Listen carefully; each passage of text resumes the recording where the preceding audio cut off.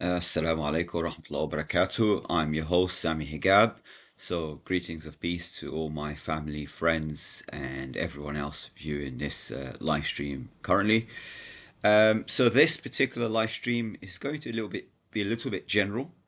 I want to talk a little bit about this whole conflict that's going on generally, but I want to be a little bit different, not cover pretty much whatever all the other YouTubers or anyone else is mentioning. And I would like to also keep it brief because I do want to make a reaction video around the interview that was just recently conducted about 20 minutes ago on the Piers Morgan show that he has uncensored, and it was this today was actually with the Palestinian ambassador in London. So I want to do a reaction on that. But I just want to answer the question: is the war or the conflict against Zionism or the Jews, or is it against the Palestinians? Ethnic cleansing, genocide against the Palestinians, against the Arabs, or is it a war against the entire human race? The very short answer is it is actually a war against humanity. Because in Islam, as well as in all the religions, all the divine, heavenly religions, they we all agree that we all originated from the same father and mother. Of course, atheists don't believe that. They believe in evolution, and we all came from monkeys and other animals, and we evolved into different beings, and this is why we are different. This is why there's different races. This is why there is racism in India through the caste system, where they discriminate based on, your parents and who your parents are and what the lineage are and so on.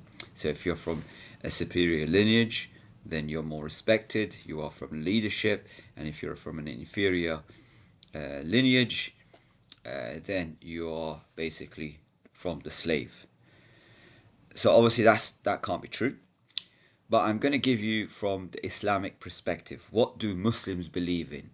Now, we all, of course, this is very clear that we all believe as Muslims that, there is only one God, and He's Allah. Allah is just an Arabic word, which basically, just very simply, in a simple translation, the only God, the God.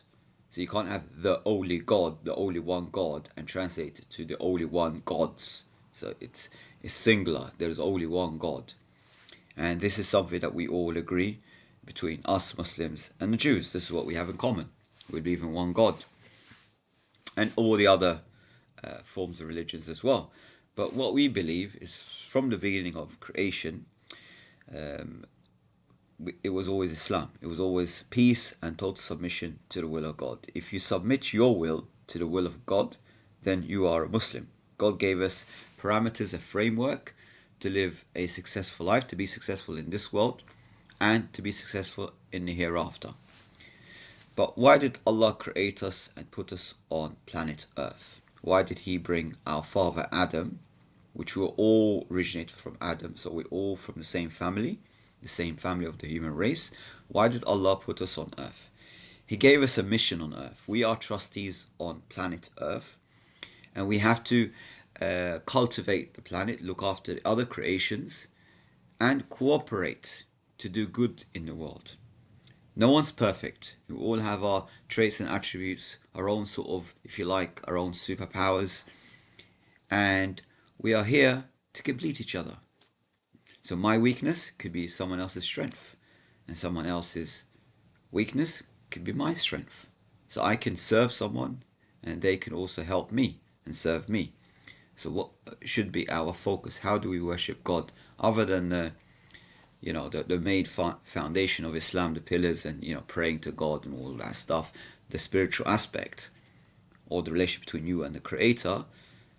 97% of that way of life is actually based around how you interact with the rest of the world, the economic, social system, doing business, looking after the environment, looking after the other creations of God, marriage, and all aspects of contract, inheritance laws, and so on.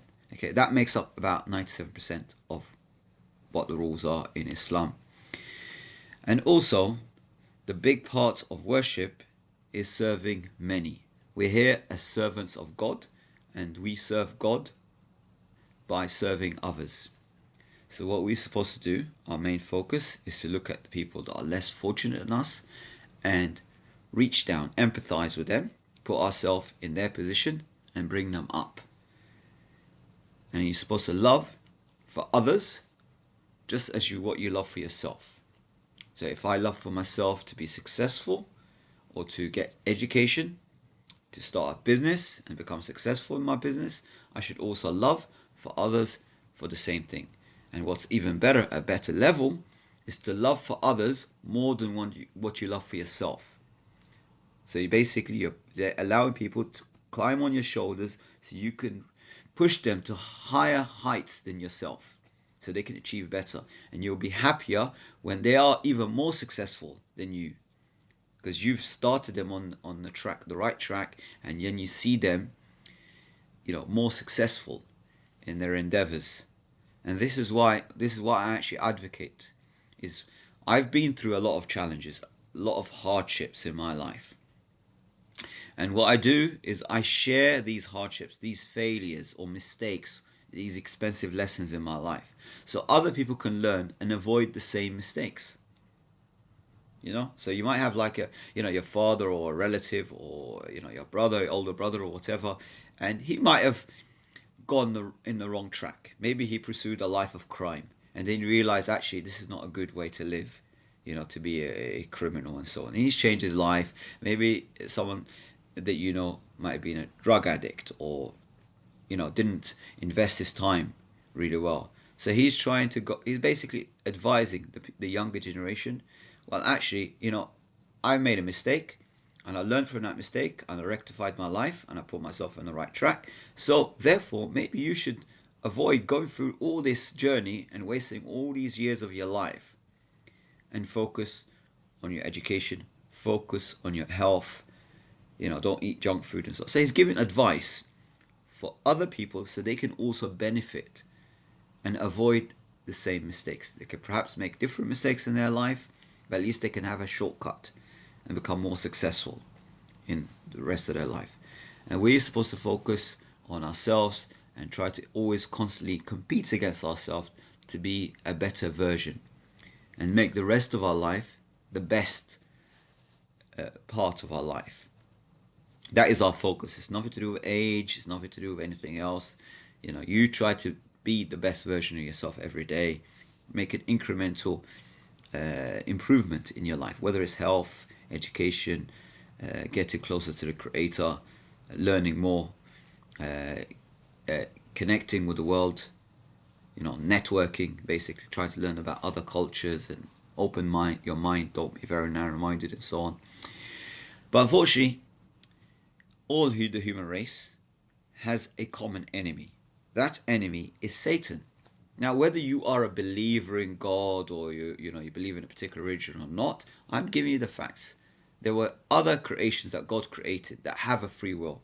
One of them, or amongst the creations of God, is the jinn kind, the jinn. And these are made from different materials. So we as humans, we're made out of the earth, and we belong on planet Earth. So we're made out of dirt, clay. Yep, so this is all the material on earth. However, the jinn kind, they're made out of different material. So when Iblis, Satan, seen that God created Adam, he didn't bow down to Adam. He didn't respect Adam. Why? Because he's seen that his race is far superior than the human race, far superior than Adam. So he told God, you created me out of smokeless fire, which is a superior material, and he's made out of clay. He's made out of earth. Therefore, I'm a superior race. So this was the first racist from the creations of God.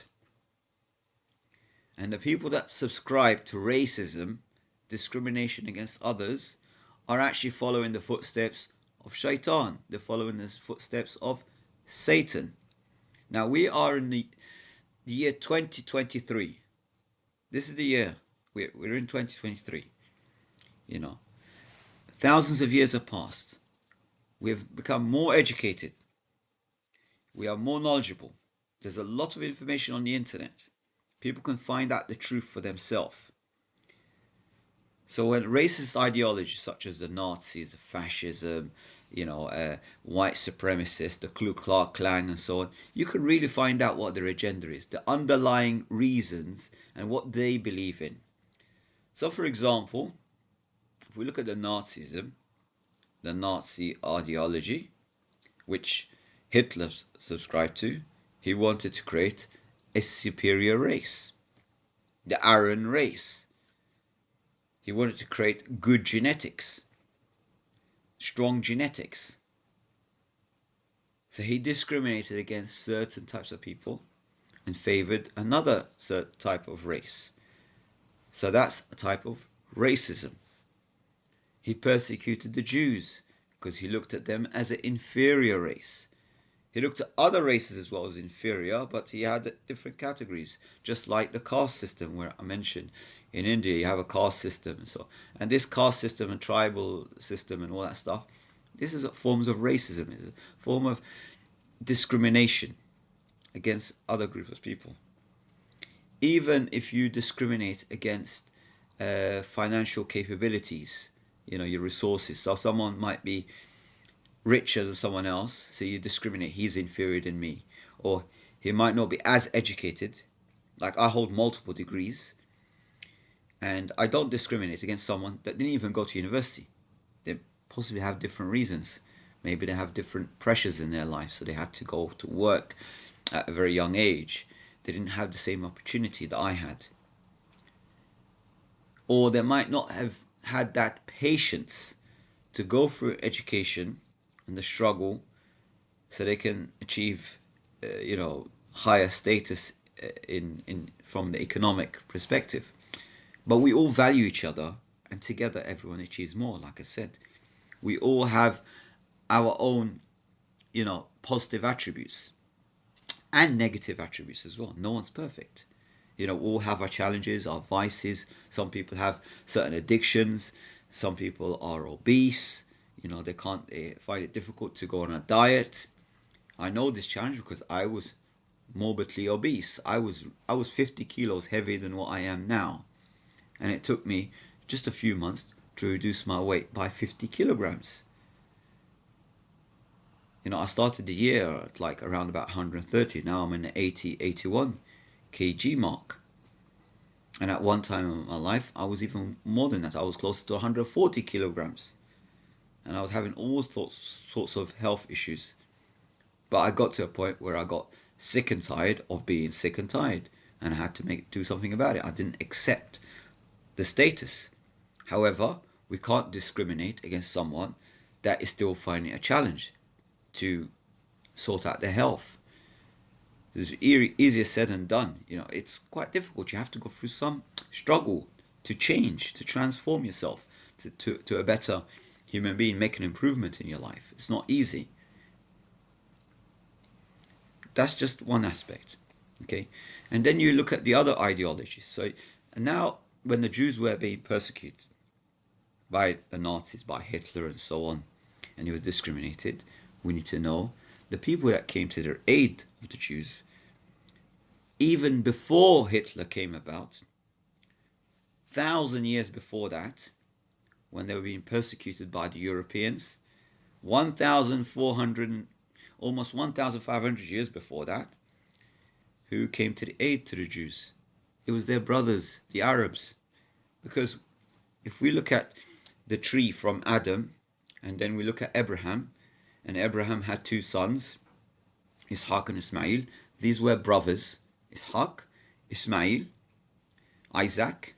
If you don't know what's Ishaq is from the Arabic, Isaac in Latin, English. So these are brothers. So from Ishaq came the ethnic group, the Jews, or Bani Israel, the children of Israel. Israel is the name of a prophet. So the children of that prophet. Israel. And from the descendants of Ismail came the Arab race. So that is the children of Ismail, Bani Ismail, okay? The Arabs, as the modern term, you call them Arabs, okay? And the mother of Ismail was Hagar. She was Egyptian. But was Abraham ethnically Jew? Or was he ethnically Arab? Or ethnically what? Well, Abraham and Sarah came from Iraq. Modern name Babylon, which is now known as Iraq, Iran. That region, that's where Abraham came from. So if you want to look at the regions and that's very important for you, Abraham was Iraqi. And Iraqis are Arabs, by the way, just in case you didn't know that. So, but let's just say they're Persians, whatever, but we shouldn't look at that. They're all human beings. We've agreed and we've established that we're all human beings. And the Quran explains it very clearly and very simply. Allah says in the Quran, we created you from a single pair of male and female. Single pair. So Adam was one, and then from Adam, he created his wife, his partner.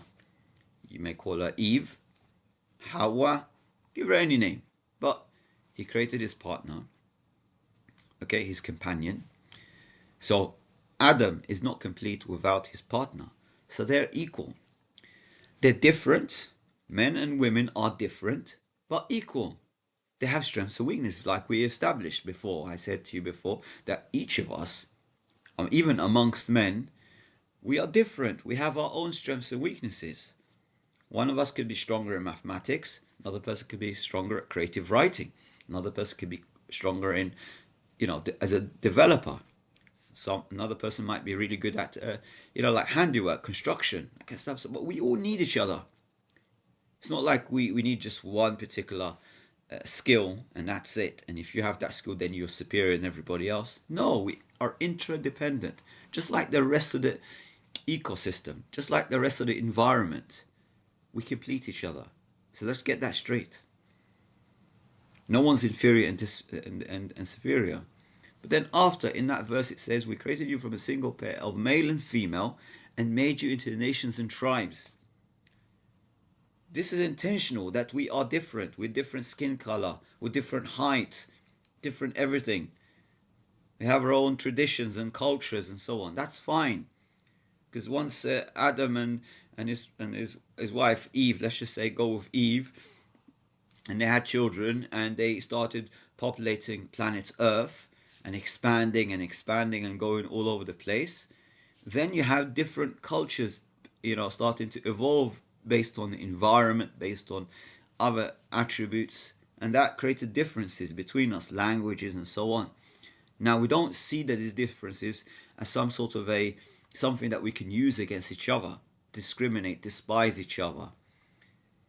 Say, oh, my culture is better than your culture, or, my tradition is better than your tradition. We don't try to use that as a form of discrimination. So what we're supposed to do is we're supposed to see that as something positive. The diversity is good. It's a positive thing to have diversity. And recognize each other. And the best of us, according to the verse, it goes on, the best of us is best in conduct, best in benefit. The one that is most beneficial to society, to the community, to the world. That's how you raise up. Service to many leads to greatness. Greatness in this world and in the next. So if you want to be successful and you want to raise up and you want to have a higher status than someone else, it's not based on your race. It's not based on your skin color or your eye color or your hair color. You don't have to be blonde, so you're superior. You don't have to be ethnically pure, 100% Jew and descendant exactly purely from Ishaq. Absolute nonsense, right? We are diverse. We all have mixed races, ethnicities. I have mixed ethnicity.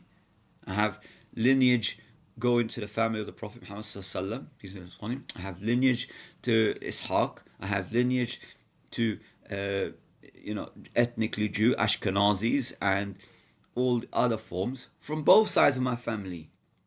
I have one grandmother who's Scottish, descendant from, Fleming, King Robert Fleming, descendant lineage from Sir Alexander Fleming, and I have connections going to the monarchy of Egypt.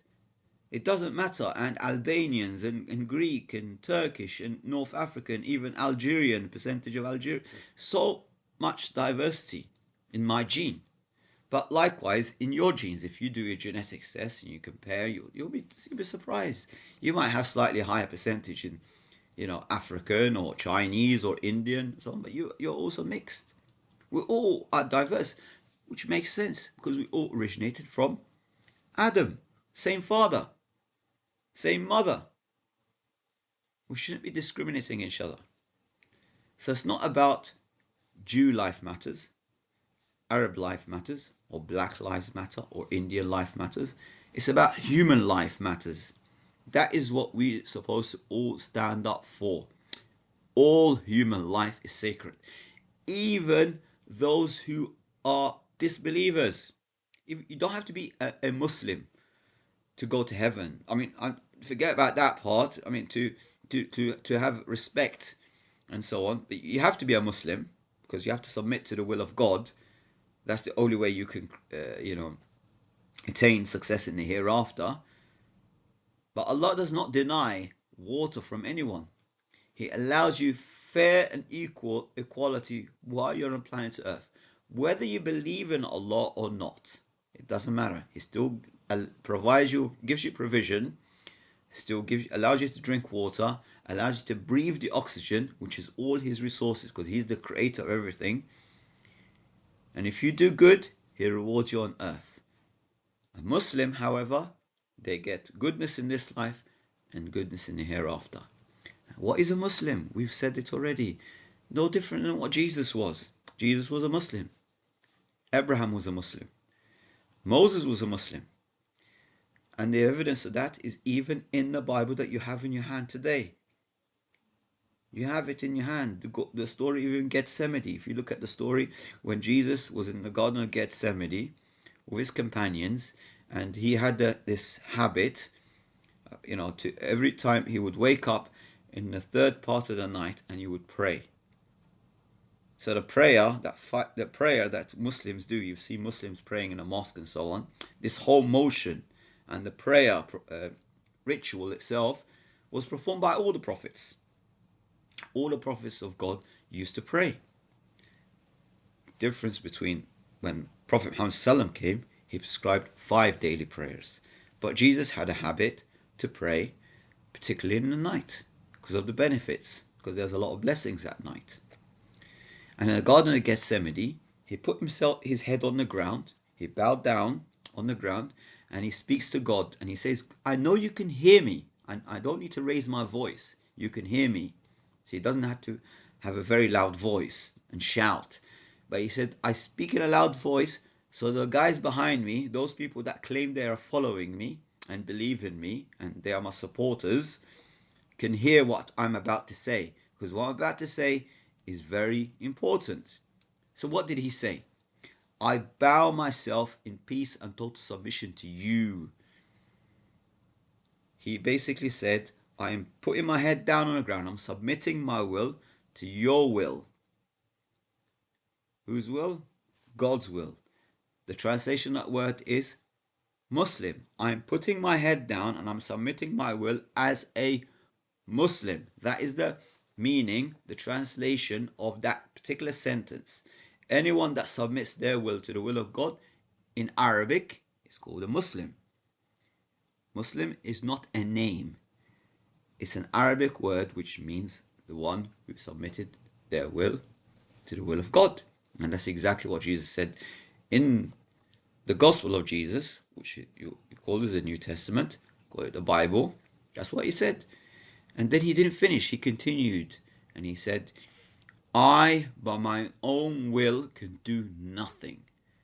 I by the will of God can heal the born blind leopard. I by the will of God can raise the dead to life, bring back the dead to life, and so on and so on and so on. That was his miracle. His miracle, the miracle of Jesus was this, other than the virgin birth, which as Muslims we have to believe in. We have to believe in all the miracles of Jesus. In fact, there are more miracles that Jesus performed that's not even mentioned in the Bible. There's more things. In fact, when the Muslims went to a Christian king in Abyssinia and narrated the story of Jesus, that king, he broke down in tears because it goes into more detail in the life of Jesus, peace and bliss be on him, more than what exists in the Bible. But that's what he said. I by my own will could do nothing. He also became angry when someone said to him, you're a great man. And he said to him, don't say I'm great. I am equal to you. Me and you are both humans. Me and you are equal. Me and you are only who's great? Only God is great. He said to him, don't say to me that I'm great. Don't put me on a pedestal. We are both equal. We all need to work hard in this life and persevere and contribute. Although he was already a prophet, so he already had the high status, but he didn't like people to look up to, start inflating him more than what is reasonable. To look at him more than just a prophet, more than a servant of God. He didn't like that. He was humble. And he became angry. He said, look, don't say I'm great. Only God is great. What does the word God is great in Arabic? Guess what? Allahu Akbar. When you hear and you have this stigma and panic when someone says Allahu Akbar, you think something's about to blow. It translates the word, it's an Arabic word, which literally means God is great. And that's exactly what Jesus said in the Bible. So now let's get to Zionism. The founder, or the man that had the vision to set up that ideology, was actually an atheist. He didn't believe in a creator. However, he believed, just like Hitler believed, he believed in the idea that he can also create a superior race. So he chose his ethnic group, ethnic race. Now, he was Hungarian. He had some European, East European, Ashkenazi and so on. A little bit Jew and all that stuff. So, mix of different, mainly European. He wasn't born in Palestine. He wasn't born in the Middle East. He was not an Arab. He didn't belong to that area, nor did his ancestors belong to that area. But he had the vision that he can create also a racist ideology and discriminate. We should segregate. We should not integrate, but we should segregate from society. We are the superior race and everybody else is inferior. We are superior and everybody else is human animals. That's what he called everybody else. He called them human. This words is not something new. It's not like a new phrase that he just made up just recently. It's actually a phrase that was used by serial killers, fascists, Nazis, terrorists. They use that term. So if anyone you hear them saying human animals, oh, that's the terrorist. That's the racist. That's the Nazi. Because they always look at other races as subhuman. I hope it's clear. So you can identify, because some people are not that at that high IQ level that can really sort of gauge this. They have a problem trying to identify these things. And that's why I have these conversations with some East European friends of mine. Some of them are very smart. Some of them are Muslims now, alhamdulillah. But some of them, they just find it difficult. They say, how could I see someone that looks very similar to me? Blonde hair, blue eyes. How can I see them as someone evil? Evil is not how you look, by the way. You don't have to look ugly so you are an evil person. You could be the most handsomest person. And the beauty is in the eye of the beholder. So it's nothing to do with you see them as beautiful or handsome, therefore they must be an angel. It's nonsense. The devil can appear in front of you and he could be the most handsomest man in the world, but he's a devil. Inside he's evil. You need to look inside people's hearts, and the way that you can find out people's hearts is when they open their mouth. So anyone that says another race is human animals or subhuman, you know straight away they're evil. Doesn't matter about their, their physical appearance, their external appearance. I want you to be a little bit smarter here. I want you to use your brain a little bit, just a little bit. You don't have to be that smart. You could just be a little bit smart. You can have an IQ just above 1 and you'll be fine. You'll do well. You'll understand exactly what I'm telling you. Okay? So Zionism, we've established, was founded, or the visionary behind Zionism was an atheist. He's ethnically Jew. However, he was racist, and he had this concept of creating a racist ideology, just like the Ku Klux Klan. Oh, we're the white, we deserve to be Christians, because God to us, we have the picture of God, and he's white, he's got blonde hair, he seems to be Scandinavian. I don't know how they came up with that idea, because he wasn't born in Sweden, he was born in Palestine, and in summer, and you say it's completely weird how they portray God, or they portray Jesus, peace be upon him, as a white man. Absolute absurd. If you use your brain a little bit, you identify they're just trying to push that ideology. So when the white supremacists, these evil beings, started invading Africa, India and so on, the first thing they did, they said to them, take this Bible, look into it. Obviously they've rewritten the Bible, rewritten the Gospel of Jesus, replaced it with the Gospel of Paul, and made everyone believe that God cursed their ancestors and turned them black. Therefore, they are as a slave to the white for eternity, according to their book. Of course, it's not this. God never said these things. He never said that he cursed certain people, and that's why they became darker skinned. So the more sinful you are, the darker your skin is. And they gave them this illusion, this misconception, that God is white, and if you're white, that means you're pure. It's all absolute nonsense. So the way that for someone who's darker skinned to pay for their sin is they have to be a slave to their master. Now, if someone believes that, they will never try to fight back. They will never try to free themselves from bondage, would they? If they believe that God can see them and God just only loves white people, and if you want to be loved by God, then you have to be a slave for eternity, and your family and your descendants and everything else, and they could do absolutely anything they want to you and your children, and you can't say a word. You have to say, I accept my master. They slap you in the left, you give them the right to slap you on the right as well. And yeah, that's how you get you purify yourself from the sins. Absolute nonsense. But that's what was happening in the past. The British were on a rampage, killing innocent civilians. There's nothing new. Before the Zionism was there were British colonialism. Now I'm speaking to you as someone who is British. I've told you already that I'm a descendant from my grandmother from the monarchy in Scotland. King Robert Fleming, before the English invaded Scotland and demolished the castle, Fleming Castle. So before all these things happened, that is my descendants. Yet, I don't claim that I am any status or anything special in any way. I don't say anything. I'm nothing more than a servant of God. Like all of us should be servants of God. That's why we're created. And I have many noble families, descendants, up in ancestry. But I don't use that as a way to raise up my status and say, well, I'm from this particular family, or I'm from this particular family. Therefore, you are here to serve me. No, I don't say that at all. I'm equal to everybody.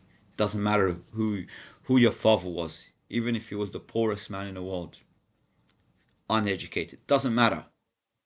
Doesn't matter where you're from. Doesn't matter about your ancestors. What's important is your actions. God's going to judge you. He's not going to judge your father. He's not going to judge your mother or your grandfather or your great great grandfather. He's going to judge you and only you. You'll be standing in front of God and He will judge you on your deeds, your good deeds and bad deeds. And through the mercy of God, He will forgive you and admit you to paradise. But you shouldn't be just worshipping God for that reason. I'm telling you have to go to a higher level.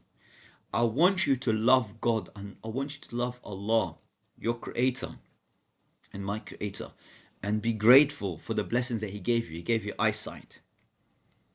And even if you don't, like you're missing something. I'm not perfect. I'm not like perfect in every way. There's always like these faults and imperfections. Everyone has imperfections. No one's perfect. We're all dealt different set of cards and we just got to play the game.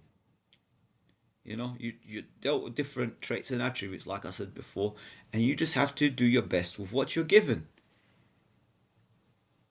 Create the best version of yourself from what you have. All these traits and attributes, weaknesses and vices and whatever, and you have to fight. We all fight in different challenges. Someone might have an issue with alcohol, someone might have an issue with drugs, someone might have issue with anything, gambling, whatever. They have different challenges. You might not have the same issue, so you can't really understand what's wrong with you. Why are you doing these things? Why this is bad for you, right? So why are you still doing it? And you don't understand because you don't have that same weakness. But they're going through some certain challenges.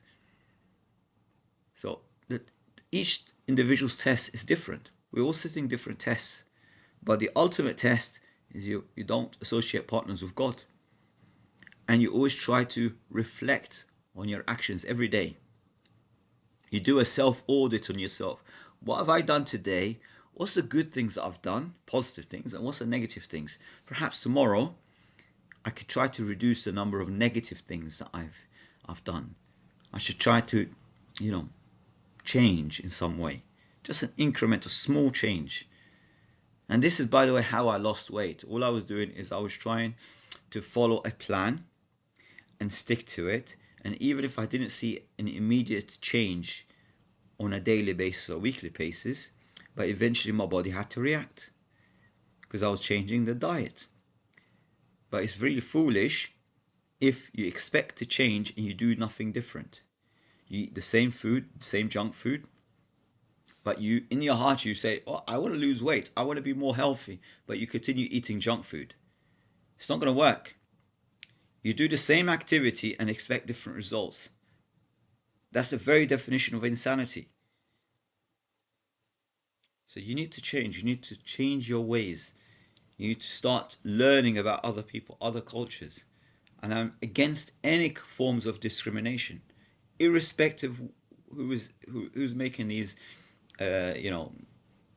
racist remarks. So even if there was a Muslim that said something racist or did something that's incorrect, I will stand up against him. I'll say, your brother, you shouldn't be doing that because racism doesn't exist in Islam. We're all equal. You shouldn't be racist against any ethnic group.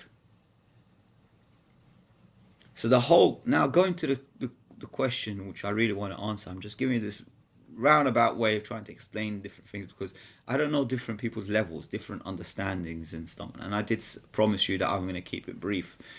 But I just feel like I have to tell you quite a lot so you can understand where the decisions and my opinions are coming from. Where is it coming from? Why is it that I'm saying that we're all brothers? Why am I saying that there is no superior race? We're all superior races because we're the human race.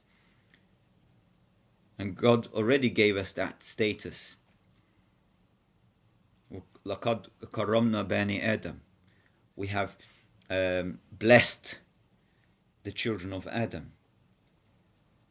We have put them on a high status compared to the other, not humans, races, but other race of creation, such as the race where Iblis comes from, the race of jinn, the jinn kind. So we are superior than the jinn kind. Yes, they have a superior material, but they're inferior. Even the most mature from a mental, if you're looking at the mentality, the most mature jinn is actually equivalent to a teenager. It's equivalent to someone who's about 13 years old, 13, 14 years old. That's the maximum maturity they reach. So they grow just like human beings. They're born, they procreate, and so on, and they procreate more than human beings. However, the maturity level and their IQ level does not go beyond a teenager. But we become more and more mature as we grow. Become more. They have more wisdom, more experience, and so on. So they're not very smart. Let's put it that way. And I'm not trying to be, you know, detrimental or trying to say that teenagers are not smart. I'm not saying that at all. Some teenagers are more mature than the adults. Some teenagers are more intelligent than the adults. They can analyze things better than some adults. Like I said, we're not equal. Some people are not at that same level. So I'm not trying, in a derogatory way, trying to say that teenagers are not intelligent and they're like, you should just ignore everything they say. No, they can come up with some the best advice, sometimes better than adults. They can find solutions better than adults. But I'm not saying that. But I'm talking about generally, the more you are experienced, the more older you become, the more mature. There are things that I used to do as a teenager, and I used to think this was the right way. But as I grew older, I realized that I was actually on the wrong path. My evaluation was incorrect. I didn't take all the different factors when I was making a decision. I wasn't that well informed. I was still learning. I was still developing. So as you grow older, you become more wiser, naturally. So we are superior than the jinn race, but unfortunately, some people adopt that racist thinking, which is from Satan. He was the first racist. Zionism is a racist cult. It started as a terrorist cult. So what they used to do after they've established that they are a superior race and everybody else is a lower caste, a lower inferior race, they started also discriminating against other Jews. They started putting a caste system on other Jews. Okay, so these are European Jews. They are the top grade Jew. And then you have inferior Jews. They're like, okay, you're still white, but you're not Ashkenazi Jew. And then you have the black Jews or other colors in between. And so this is the law. And then after that, you have other races. So a black Jew might be lower grade and lower status, inferior than an Ashkenazi or white or blonde haired Jew who's at the top. And then you have other grades of races who they say these are now the subhumans. So they're okay, these are human up there, different castes, and then you have subhumans, which is the others. So they say Arabs are subhuman, the animals, and they start using these derogatory words, just like Hitler described Jews as rats. The same thing. They started describing other human beings, Arabs and others, as subhuman. This is the kind of language they use in the media. Why do they do that? So you don't feel any pain or remorse when they say, we've bombed the hospital, we killed babies. Oh, these are just Palestinian babies. Doesn't matter, because they're subhuman. Of course not. We're all equal. And perhaps these Palestinians, I really admire the Palestinians. You cannot imagine how much admiration. I wish I was born in Gaza. I wish I was part of the resistance that are fighting the evil forces of Iblis and Satan just now. It'd be a real honor to die as a hero than to live as a coward like these Nazis that terrorize the Palestinians every day. These racist terrorists, they're not even brave enough to have a hand-to-hand combat, face-to-face. Even go into a peaceful dialogue, try to understand each other's perspective. They don't even try to do that. All they want to do is just press a button, launch a missile, blow up schools, blow up innocent civilians, and call it collateral damage. Oh, it was just some rats in the sewers.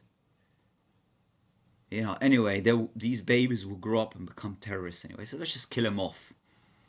That's mowing the grass, like they say. It's like, you're pruning a tree. Now and again, they just go in there and just kill a few innocent civilians. And if you're a fool to believe that the Palestinians started this war, you are a numpty. You're a complete loser. You have blood on your hands. Because every single day for the past 100 years, if not more, the Palestinians, the natives of the land, have been terrorized. And since the creation of Israel, the name Israel isn't a bad name, but the concept of Zionism is a bad name because it's based on a racist ideology. And I've said that so many times. It's based on a terrorist cult. They killed even the British. They did terrorist acts against the British. They did terrorist acts against the Americans. They attacked a military ship. You can Google it. USS Liberty. They killed American soldiers, Marine men, officers, everything. Even after they knew full well, and the conversation between pilots, they knew it was American. And they were ordered to open fire on Americans. People that are supposed to be their allies. Why did they do that? Because it was a false flag operation. This whole concept of false flag comes from them. That is how they orchestrated this whole 9/11. That's how they orchestrated Pearl Harbor. That is how they orchestrated the recent so-called attack. Because it's a false flag operation. They knew full well that this was happening and this was about to happen. They had the whole plan. And this is why they orchestrated it in such a way so it could become successful for a few hours, limited damage. So they don't even respect their own kind. Absolute nonsense. Right? And they knew it, and they know it full well. If anyone that watches my video, they know, and if they're part of the intelligence, part of the A200 unit in cybersecurity, branch of Mossad, that does all this cyber monitor, WhatsApp, monitor all the social networks, hack into accounts, create all this nonsense by freezing bank accounts, and hacking and stealing people's money, hard-earned money, who don't align themselves with this false ideology and speak up against it. They target activists, peacemakers. They target these people. They don't like that. They don't respect you if you're a peaceful person. If you want peace, they don't respect you. They want someone that's a warmonger like them, bloodthirsty, a human animal, which they use on others. They're the Nazis. So when an ambassador of Israel in London calls Palestinians Nazis, she is the Nazi. She is the Nazi. And so is Netanyahu. And so is any soldiers that comply to the orders that they get. Even if they're ignorant and dumb and stupid and brainwashed and brain trashed from their childhood, that they are so-called a superior race, this nonsense is completely false. You should disobey the order. Don't kill your own brothers and sisters. Don't kill the natives of the land. But guess what? If they stop this aggression, they will have peace. We will finally have peace all over the world. No one will invade any other person's land. And we can all coexist together. There is absolutely no Muslim I spoke to, no Arab I spoke to, that ever said we want to exterminate the Jews, because it never happened in history. It's never ever happened. It was the other way. It was always when the Jews are being persecuted, or any kind of other race were persecuted, they always sought protection from the Muslims. They always went to the Middle East to get protection, safety, equal opportunity, equal rights. And when the Muslims liberated Jerusalem from the Romans, they re-established the Jewish population again. They invited them back to Jerusalem. They said, you deserve to be here just like us. You are our brothers. We all came from Adam, and you are even closer to us because you originate from Abraham as well. So we're even closer in relation. So you deserve to be here. Your culture deserves to be here. We'll protect your synagogues. We'll protect your culture. Come and thrive. We'll protect you. We'll defend you against your enemies. And that's exactly what happened. And when Hitler was targeting the Jews, guess what? It was the Muslims that was smuggling them out, protecting them, hiding their identity, hiding them, taking risks on their own life, protect another human life. They didn't stop them and say to them, "Oh, do you believe in God? Do you worship Allah? Do you believe this? Do you believe that?" They didn't ask him that.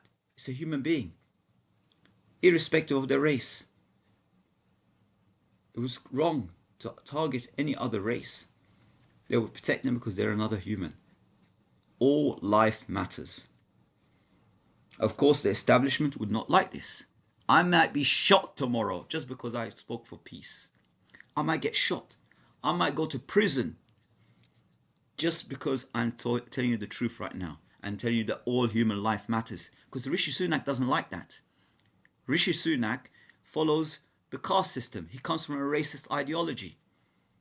Keir Starmer, he's another racist. They all believe in these things. All these far-right groups, they're racists. They believe in a superior race. And they're already brain trashed to believe that if you're a Zionist, then you are a superior. And then after that is the Europeans next. And then they have this caste system. So they are basically submitted to the worship of Satan. They are Satanists. Even though they say they don't believe in any divine being, they're actually atheists, but they are now soldiers and servants of Satan, because Satan, like I told you, was the first racist. He was the first racist. They're following his footsteps. And anyone that does the same, like I spoke to some Arabs, for example, and they said, "Oh, we should have an Arab group or an Arab this or this kind of nationalism." I said, "No, forget about nationalism. Nationalism isn't part of Islam. In Islam, we are all equal. We're all human beings. We're all part of the same human race. That is submitting your will to the will of God. Islam, like I said, submission to the will of God. And God ordered us that we're all human beings and all equal. There's even a hadith, the white man is not superior than a black man. The black man is not superior than the white man. Arab is not superior than non-Arab, and a non-Arab is not superior than the Arab. There's a saying of the Prophet ﷺ is that. Exactly these words. No one is superior. We're all equal. We all have our own traits and attributes. So we should respect that and value it and treasure it. And cooperate to do good in the world. Imagine if all these billions and trillions of pounds being wasted away, squandered away in wars and killing, just to kill another human being or to exterminate, ethnically cleanse another group of people. And that money was used to support students in education, improve the health system, discover new solutions, whether it's health, medical solutions or engineering solutions, make everyone's life a better quality, improve people's quality of life, eradicate poverty, eradicate homelessness around the world. If we just do that, I'm telling you, there wouldn't be any problems. There wouldn't be any poor. There wouldn't be any inequalities. If everybody's focus is to pay it forward and serve other human beings and make someone else's life better, improve someone else's life, and we have this kind of mentality and that kind of philosophy, everybody's life will be better. And if you're wondering, did this ever happen? It did. It did happen. There are so many great leaders from the past. Umar ibn Abdul Aziz, he came into power just 2.5 years. 2.5 years, he eradicated poverty from all of North Africa, all the way up to near to India. There was nobody from this massive land space that was under the Islamic State, the Islamic government, they no one had any need for benefit, any poverty. He distributed land to everyone. If someone hasn't got a job, here's a plot of land, grow it, harvest it, sell it, and you only pay 2.5%. That's the tax. 2.5%. And that 2.5% goes to for like a benefit social system, so it can support people that are on pensioners, old age, and that kind of stuff. Now that 2.5 completely eradicated poverty in this whole region. And part of the rules in Islam that any natural resources that come from the land is supposed to be used to provide services for the citizens of the land. So for example, let's say the oil wasn't discovered back then, but there was other resources such as gold and silver and other metals. They extract these resources, which was actually much easier than now. I mean, now you have to put a little bit of effort and so on. But yeah, so the resources were there. They extract it. The government actually takes these resources and then creates trade, takes that fund and improves quality of life. The sewage system, creates universities, creates all this stuff. And that's why universities was first in Morocco, then Egypt. Old universities, they all came from the Islamic world. All the sciences, the advancements, technology, everything was thriving back then. Even Jews had positions in the government. It didn't have to be a Muslim to be in a government. You could be anything. And they thrived. And according to Jewish historians, they said that was the golden age for the Jews. That, not the golden age that Israel, they still see it as an apartheid racist state. Only those who are racist believe in it. Only those who are atheists and servants of Satan believe in it and think this is great. This is great because we can kill anyone, and we are the superior race. So everybody, they're entitled like a spoiled child that has never been taught on right and wrong, and you've been giving him, anything that he wants, you just give it to him. Mummy and daddy pays for everything. He never learns anything that way.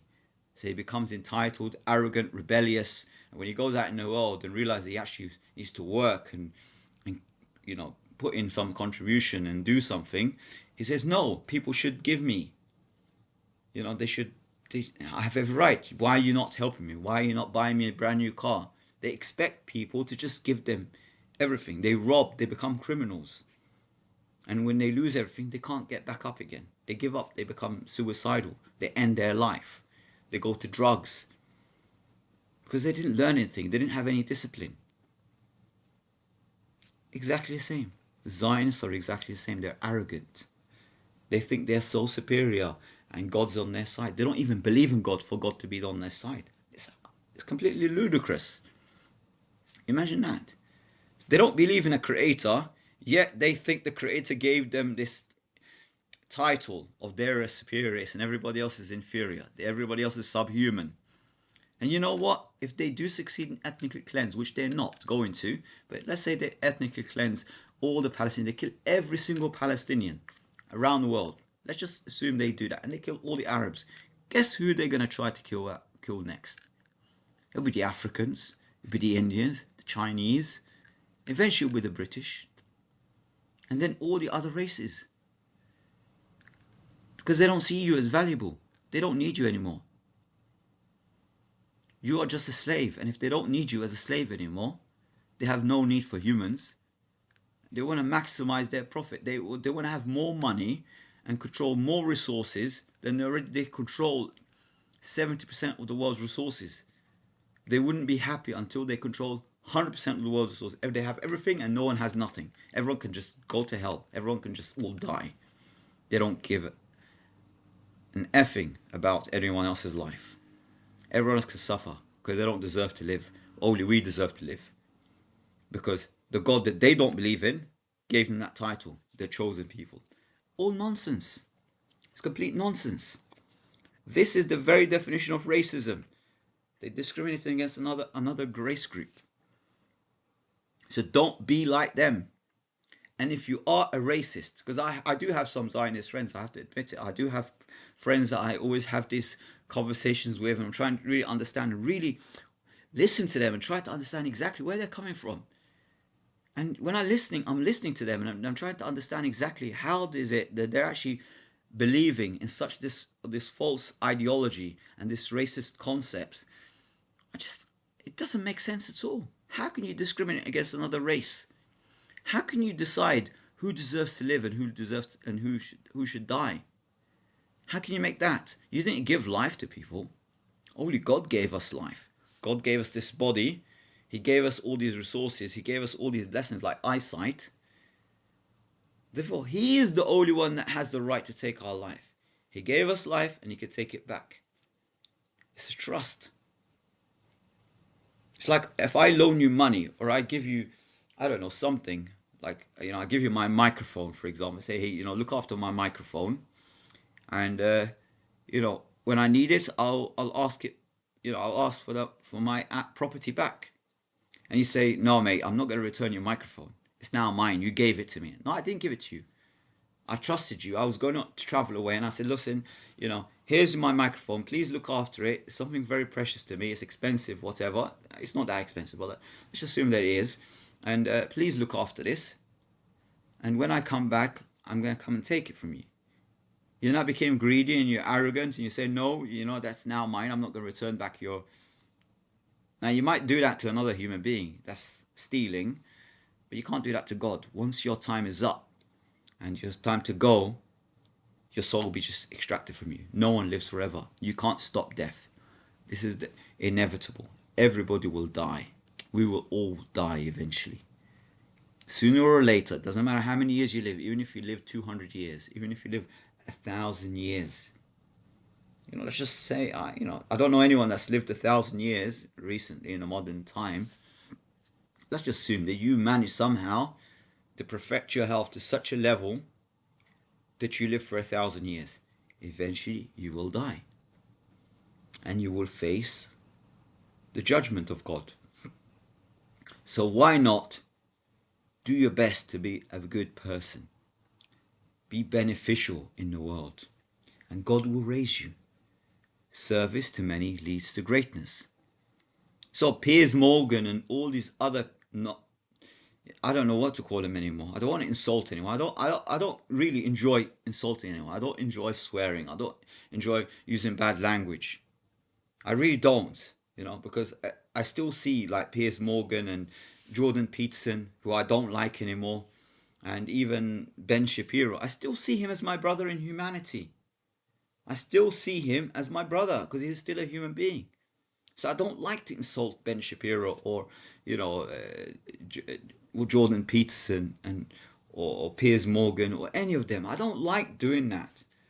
But sometimes I just lose my temper. I have to speak up. I don't even want to insult even Benjamin Netanyahu. He's a murderer. He's got so much blood on his hand. He's a tyrant. He's a Nazi. He's a racist. He's everything like that. But I don't like doing that. Even he has the chance to change. He has that opportunity. If he repents and turns back to God, God will forgive him. Inshallah, God willing. He will forgive everybody. George Bush, you name it. Tony Blair, all these criminals. He will forgive them. He will forgive you as well. If you change your way. And you know why you're still alive? You still have the opportunity. You can turn back to God. You can change your life.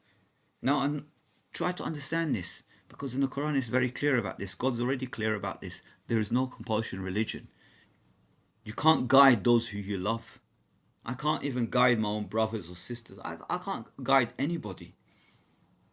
Even though I love all the human race and I want the very best for everybody, even the people that are today my enemies, I don't want to see them suffer. I don't want to see them in hellfire. I don't want to even see them suffering in this world, even though they deserve it. If you think about all the things that terrorist acts they've done on the Palestinians for the past 100 years, plus, or more than 100 years even, because they've been at it for a very long time. I still don't want them to suffer. We can all forgive them and move on if they change. But if they don't, then be warned of a war. And beware. There are 2 billion Muslims, more than 2 billion Muslims, if you didn't know. The entire population of Egypt alone is far more than the entire population of everybody that subscribed to Zionism and Nazism and fascism and white supremacist and eugenics and reducing the world population. Just Egypt alone, that's one country. One country. And I'm not telling you that all the people in Egypt and all the Muslims in Egypt and all the Christians in Egypt will take up arms. But let's just say, fair to say, half the population could potentially take up arms if this conflict does not stop. And not just Egypt. What about the rest of the world? What about the other 2 billion around the world? We don't want violence, and no one wants conflict. God does not like those who start war, does not like the starters of war. And there are very clear, detailed rules of engagement in Islam. Any Muslim has to comply to these rules of engagement. And if you haven't watched any of my videos before, you don't know what I'm talking about. First one, you can't start war. Secondly, when you take a target, if you're in a combat situation where there's firing on you and you're firing back and so on, you can only fire, you can only take a shot when it's very clear, and that shot will go directly at the person that's shooting at you. You can only attack the one who's attacking you. And if there's even a minute possibility of another creation, not a human being, not an innocent civilian, I'm not saying just that, even an animal. If an animal is just running, like a deer running, or even like a dog running across the field or something, and potentially by you taking the shot, the dog can get harmed. Another creation of God. I'm not saying to even a human being. You're not even allowed to do that. You're not allowed to take a shot if there's innocent civilians. Even harm other creations, not even the animals now, even trees. You're not allowed to chop down trees. Or, try to burn crops. Even in a prisoner of war situation, like if you're taken a captive in some way, like say for example there's conflict and now the soldier surrenders or he's unarmed, he says, look, I'm unarmed, I surrender. You're not allowed to take revenge, you're not allowed to hit him, you're not allowed to do anything at all. You can take him because he was in a conflict, he was attacking you, now he's surrendering, and only he can be taken as a prisoner of war. That's all. You cannot take innocent civilians. So this is clear. You can't harm the family of the soldier. Let's just imagine that you've captured a soldier now. You can't take his wife and children. You can't take out revenge on them. And you can't take revenge on him either. Once he surrenders, he has no weapon.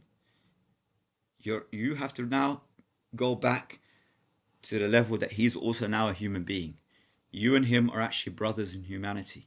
So you have to feed him from what you eat. You have to clothe him as you clothe. And if he wants to go, you walk with him. You have to respect him because he's a human being. You have to show him the beauty of humanity, the beauty of Islam. When time is up, go free. There are ways, by the way, for prisoners of war that can actually go free without their armies doing some exchange, whatever. There are other ways that they can set someone, and we've seen that practice, by the way, in Gaza. They've released prisoners of war because they've seen them that they're actually innocent. They were in the wrong place at the wrong time, and it was a matter of self-defense. It wasn't like they were there really to harm Palestinians or really there. They're just like out of instinct, they're defending themselves, so they get captured.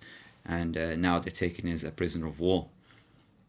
Of course, I'm not saying that everybody's perfect and everybody knows these rules. Some people obviously will break these rules. Some people will take revenge on 100 years of persecution and harm. So, another civilian might see someone that raped his mother, raped his daughter, killed his wife, killed his children. And out of anger, he might take the law in his own hands. You shouldn't take the law in your own hands, of course, but let's just say this does exist. Not everybody has the same level of education. But someone that had some basic teachings about Islam and goes into a conflict situation, they should also respect the boundaries. They shouldn't go beyond these boundaries and harm any innocent civilian, even harm the combatant that was intentionally wanted to harm you. If they surrender, you have to stop. When they say peace, stop the war, you have to stop as well. You can't exceed the bounds. You can't just continue.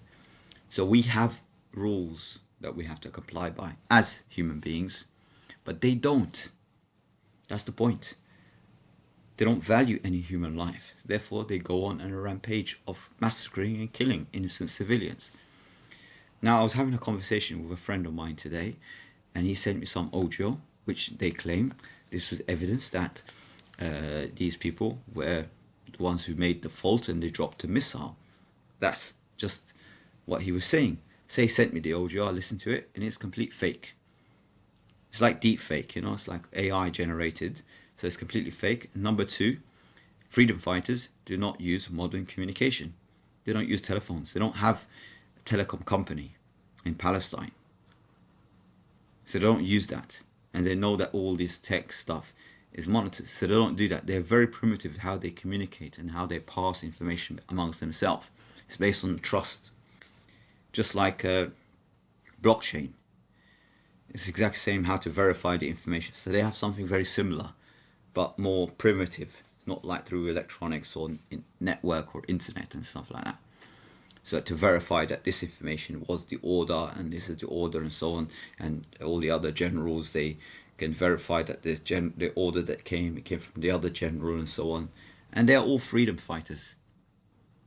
They're the resistance movements. They don't go by, there's so many factions of course. I'm not saying to you there's just one group or that group or this group. They're different groups of course, but they all have a common cause of liberating their land, fighting the occupation, fighting the apartheid state, fighting the armies of Satan, fighting the Nazis, the Zionist Nazis. They have that common objective.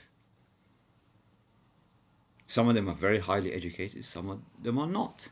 So their behavior on a battlefield will be different based on their level and their knowledge in religion, in warfare, in tactics, in lots of different aspects. The behavior will be different. And here's something that you didn't even know as well. During that rave that was going on, while most of the ambulance workers, obviously unarmed Israeli ambulance workers, they were running away from fire, they were running away from this situation, there was one man called Muhammad. He was a Palestinian, and he was rushing in to aid the people that were injured, innocent civilians. Now, how did he die? He spoke to the person that's attacking, and he identified himself as, I'm a Muslim, I'm a Palestinian, leave these people alone or don't harm these people, I'm here to help them. And they shot him.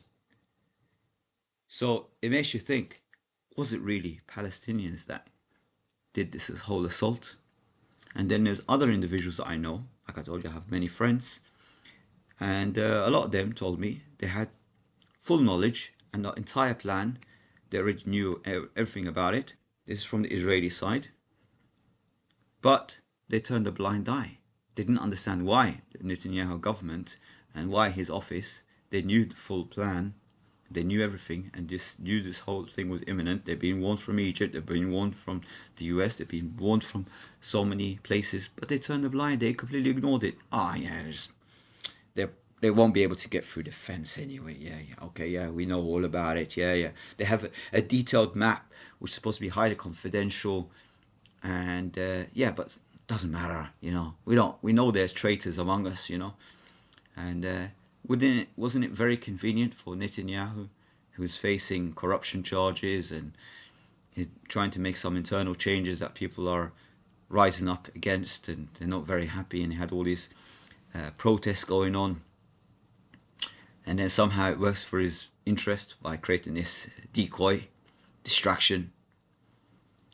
And I feel sorry for, Israeli citizens. I mean, some of them might be born. I mean, 75 years occupation. They're, very likely there's younger generations and generations that were born in a state, but without them having full knowledge of the situation, and they see that land as their native land because they're recently born in that country. Just like someone who may be from Pakistan and his father was born in the UK and he was also born in the UK. So he grew up in the UK, so he sees himself as British, although his skin color isn't so fair or pale as someone who's more European. But he still considers himself as British because he was born in Britain, right? So same thing. So I kind of try to understand that as well. And these people are also welcome to stay. It's not like, they have to leave when Palestine gets liberated. And it's not, like such as like an issue to call the land Palestine. You could call it any name. You could call it, Disneyland. Doesn't matter. The name isn't the problem. So how the behavior that we all respect each other and value each other and cooperate. Call it anything you like. Yeah, it'd be brilliant. It would be best to call it back Palestine because that's the original name. But you call it anything you want. Doesn't matter. Call it anything. It just come up with a name. It just doesn't matter. The name of the country is not the important thing. But it's the apartheid state needs to be dismantled. Racism needs to end. That's what they want to eradicate. They don't want to eradicate the Jews because they never did want to eradicate. No one ever said this. Apart from Hitler and some Europeans and the Crusaders and stuff like that who wanted to eradicate and targeted certain races and targeted even other Christians. So yeah, these are the only people that have ever said as a statement, we want to eradicate. Excellent. Not the mainstream media that makes these claims, these wild claims. This is what the Iranians want. This is what the Muslims want. No, this is absolute nonsense. It was never the case. They've always been the most hospitable people.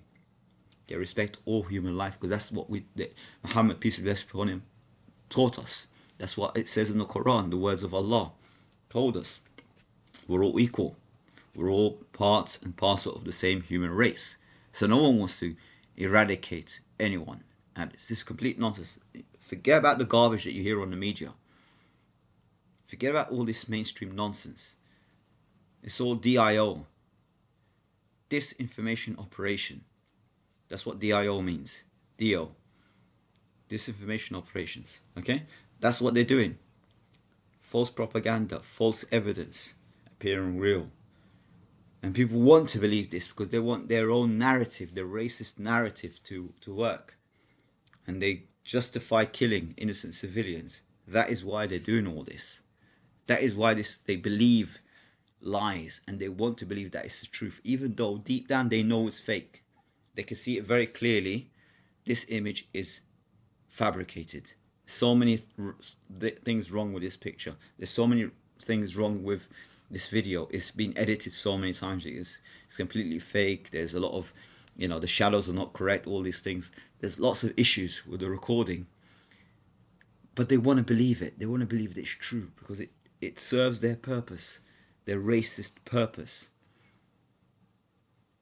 And this is why they're continually pushing to kill more, massacre more. And I feel sorry for them because their dead are in hellfire right now. And the people that are going to go into Gaza thinking they're going to have a nice stroll in the park, they're going to end up dead and injured. Even if they kill 10 to 1.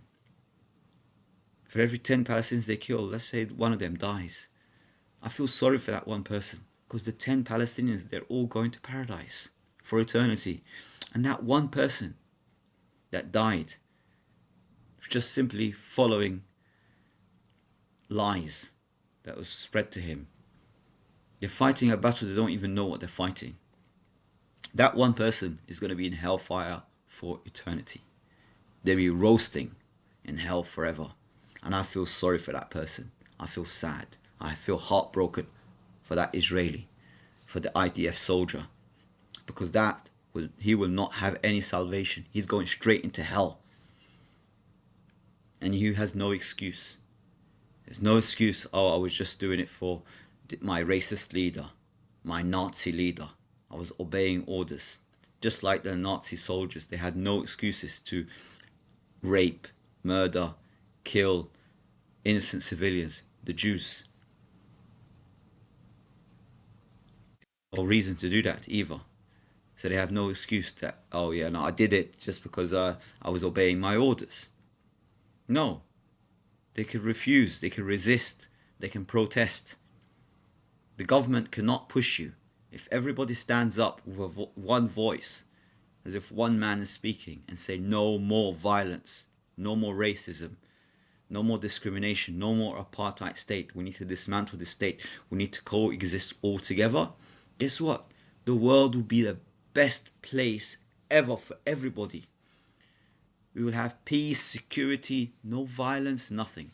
And then we can focus on eradicating other evil people, criminals, robbers, rapists, common thieves, bank robbers, whatever. We can focus our energy and resources to really make the world a better place and educate the next generation to respect, mutually respect everybody, not harm anyone.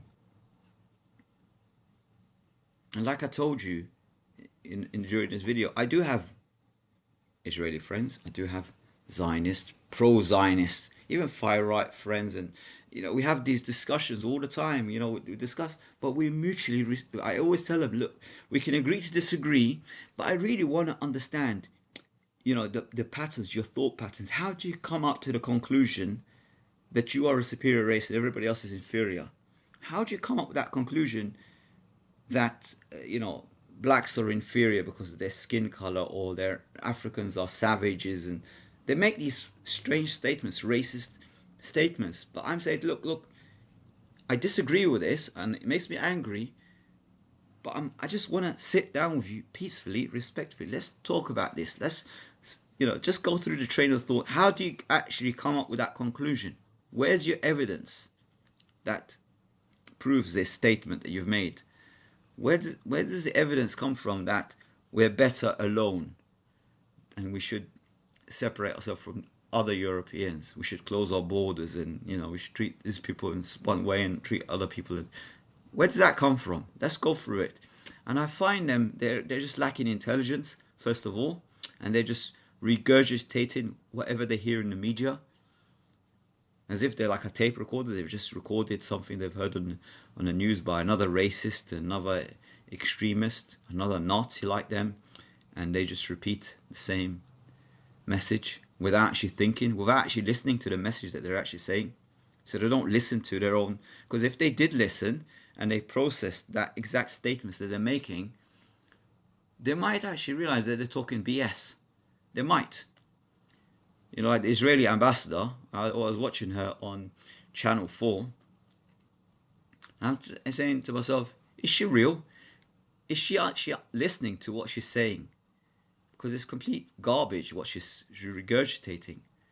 It's as if she's being programmed. And sometimes I kind of suspect that she's not actually human. She's like a robot or something. Who knows? Maybe they are like AI robots that are programmed to be biased and racist and all that stuff. And they're not actually human. I'll be very surprised if they are human, because this is not human characteristics. How could you glorify killing innocent children, babies, just simply because they were born as Palestinians, born as Africans, born from different parents? Do you get to choose who your parents are? If she was born in Egypt, for example, Egyptian parents, or she was born in Nigeria, would she be thinking the same way about other Nigerians? But because she's racist and she was born from racist parents, they brought her up to be a racist, they brought her up to be a Nazi. That's all it is, and that's why she's calling everybody a Nazi. And the defense minister of Israel, who calls all Arabs as human animals, that's because it's a reflection on himself. He's a human animal, so he looks at everybody else as human animals. That's the only explanation to it. I can't explain it any other way. There's absolutely no way that anybody else could be a human animal and he's not. Because we all originated from Adam. We all came from the same source. We're all created from God. It makes you think, doesn't it? I mean, it makes me think a lot. I always reflect on these things and I say, how can they do that? Even when I was younger, I went to predominantly a Jewish. I was living in a Jewish area, and I grew amongst Jewish friends. I never actually knew there was any issue with that. I never actually knew that, one day some of them would be a racist, and they would adopt this racist ideology, and some of them didn't. Some of them are actually, decent human beings, and they reject the whole terrorist state called Israel. They reject it, and they stand up with the Palestinians because they knew that this land was always Palestine and it belongs to them, and these are the native Palestinians, and Jews live in there, and many ethnic Palestinians are actually the original Jews that lived on the land, and they're intermarried. And like I told you, Jews existed all over around the world, and they're supposed to be scattered all around the world. And God gave them a mission, by the way. He gave them a mission to give dawah, to call people to the oneness of God. That was the mission. That was God chose them for that purpose. You are a nation of priests. You go out there and you guide people to the truth. Guide them, call people to the worship of one God. Not take it as a like you are superior. No, you have a different mission. Like you get hired by a company and they say you are a software engineer. They hire someone else. You have to clean the offices. That's your job. It's not, based on the skills and what you can do, what like the benefits that you can provide. You obviously will earn different amounts. You're not going to earn the same. A surgeon wouldn't earn the same as a car mechanic. Possibly the surgeon spent more time studying medicine, gaining experience, developing his career, professional career, would earn more than someone who may be a semi-skilled or unskilled worker. It's only fair because he's providing more service in society than someone else. I'm not saying they're inferior. Depends what you're contributing. Supply and demand. There's a demand for doctors, the salaries will rise. If there is a demand for mechanics, possibly mechanics will earn more than doctors because there's such a shortage, and then there's a big demand in the market, so the market will have to offer more money to attract more of that certain skill. It makes sense, it's only fair, right? But does not mean that as a human, this person is superior than that person. As humans, we are equal. The man and the woman are equal also. They have different roles and responsibilities. They have different strengths and weaknesses. I'm not trying to say to you can alter people's biology and make a man become pregnant and all that stuff. There's a lot of crazy stuff going on in the world. But in normal sense, a woman will give birth. She's good at educating the children. The mother is very important for a woman to get educated. It's very important because an educated mother, she will educate her children. Women tend to be good at teaching, sharing knowledge, and children need they usually more they gravitate towards the mother more than the father. They see the mother more as a teacher, as a school.